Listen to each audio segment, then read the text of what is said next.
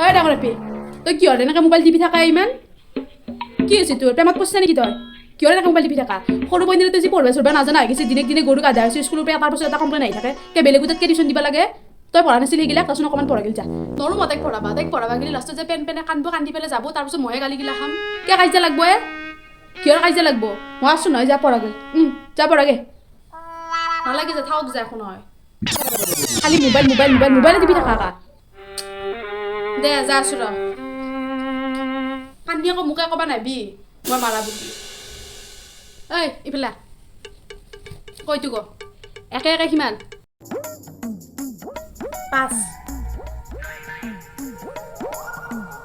এই বেছি মাতচোন তই 1-2 মাত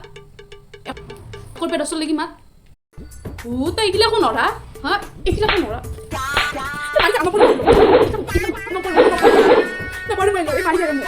কি কৰি আছে তোৰ স্কুলত কাটাচোন দিবি তই